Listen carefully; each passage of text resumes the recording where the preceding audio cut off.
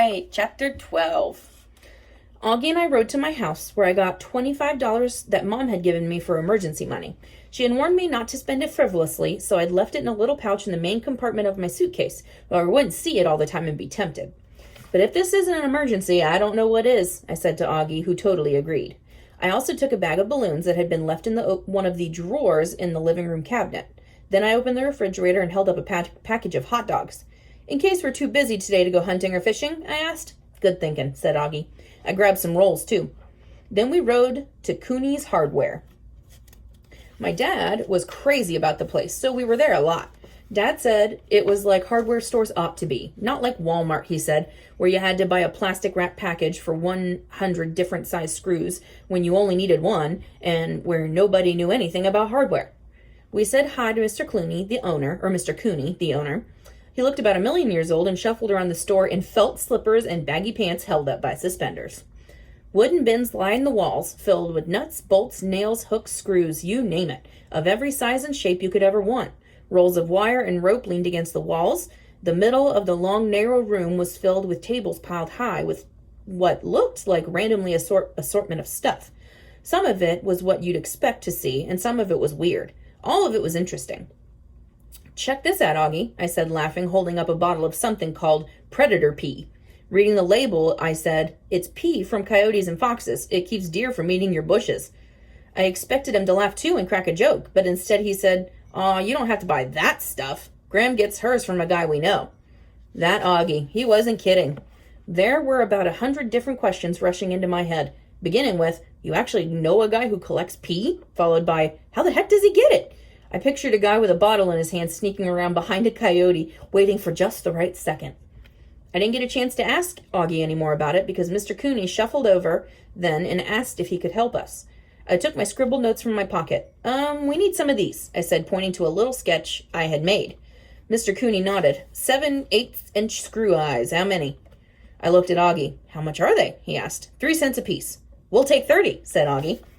Mr. Cooney nodded again. He headed slowly towards the back wall and without hesitating, reached for a bin full of just the little doohickeys we wanted. He counted out 30 and put them in a small paper bag. What else? I showed him another sketch I'd made. 1-inch screw hooks? Mr. Cooney nodding again. How many? 30 of these too, I guess. After he'd gotten the screw hooks, we went through the rest of the list. A large spool of 100-pound test monofilament fishing line, another large spool of thin metal wire, and a box of heavy-duty rubber bands. When we left, I had $16.32 left in my pocket. Next, we stopped by Augie's house where we grabbed a large jar of honey from Graham's pantry. This, too, they got from a guy we know. But this guy keeps bees instead of peas, I said, and I finally got a laugh from Augie. Next, we went to Al's, where Augie asked Unc if he had any old empty paint buckets. Heck, Augie, I got 100 of them. They're out in that shed in the yard. You know where I mean? Augie nodded. I knew, too. It was the shed we'd hidden behind when we borrowed Herkimer. With everything going on, I'd forgotten all about the owl. An idea tickled the back of my brain. When Augie asked if we could take some buckets, Unc said, You'd be doing me a favor. Your aunt's been after me to clean out that shed. Augie grinned and turned like he was about to hop on his bike and leave. Sorry, guys, had to throw something at my cat to get him to quit me on. I said, clearing my throat loudly. Augie kept on walking. Ahem, I said louder this time. Augie turned to me with a puzzled expression. What is the matter with you, Wyatt? I hope you're not getting one of those summer colds, said Unc. They can be a real bear. I bugged out my eyes at Augie, but he just stared, confused. Obviously, he'd forgotten this part of our plan. Finally, I said, Didn't you have something else you wanted to ask your uncle, Augie? Augie's face cleared as he remembered. Oh, yeah. Hey, Unc, does Aunt Hilda have any nightgowns that are like, kind of see-through? Or what's the word you said before, Wyatt? Flimsy, I said in a low voice, suddenly thinking maybe this hadn't been such a good idea after all. Yeah, that's it, said Augie. Does she? He looked expectantly at Unc, whose eyes, I was dismayed to see, had grown narrow. What kind of smart-aleck question is that? Unc asked. Why, I oughta... He stopped, his mouth opening and closing like a fish as he tried to think of what he ought to do to us. What'd I say? Augie asked, looking bewildered. Al broke in. Now, Heiny, settle down a darn second, will ya? Heiny? Had Al really just called Unc Heiny? I guess it was the obvious nickname if your parents were clueless enough to call you Heindel. Any other name, I'd probably been rolling on the ground dying of laughter, but just then I was too nervous. Al spreads his arm palms to the sky. Don't you kids know anything? You don't ask a guy about his wife's unmentionables. That's why they're called unmentionables, 'cause you don't mention 'em, you got it? Ah, Unc, Augie said. He looked crestfallen, a vocabulary word I'd never really understood until that moment. We didn't mean anything you're not supposed to mention, did we, Wyatt? I shook my head. It was just part of our plan to prank JR and Maury, but never mind, I didn't know the rule about unmentionables. Just forget it, he pleaded. Al turned to Unc. Okay, so they didn't know, now they do. They didn't mean nothing by it. Unc nodded. All right, it's up to your aunt anyway, he said. You can go ask her, he added with a weak smile. Just tell her what you want it for, okay? Sure thing, Augie said quickly. Thanks, I call as I run to my bike. Man, said Augie as we rode off, that was weird. We got to Aunt Hilda's house and she was happy to give us all the empty paint buckets we wanted, which were, lucky for us, a lot easier to carry on a bike than the full ones.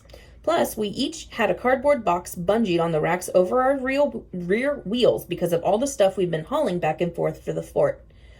If you need more, you know where to find them, she offered. Now, you said this part of the trick you're playing on some other boys. JR and Maury, I answered. Do you know them?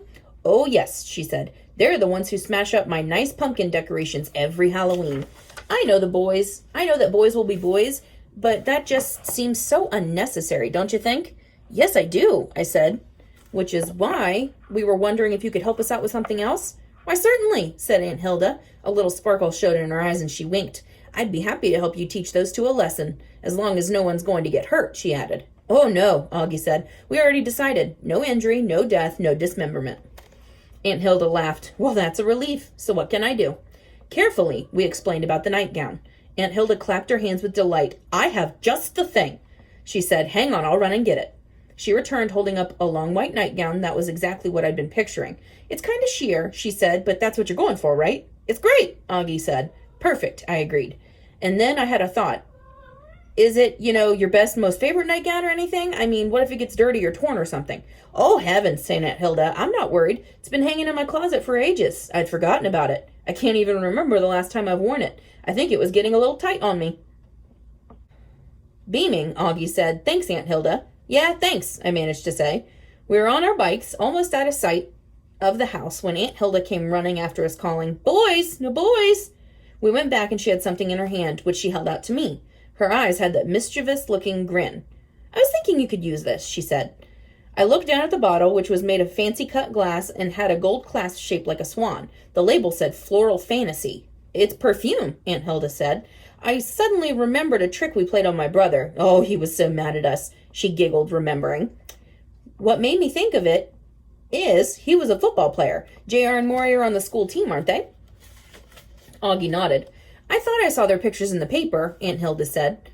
I looked at the perfume bottle again, stumped. I looked at Augie, who shrugged. What are we supposed to do with it? I said.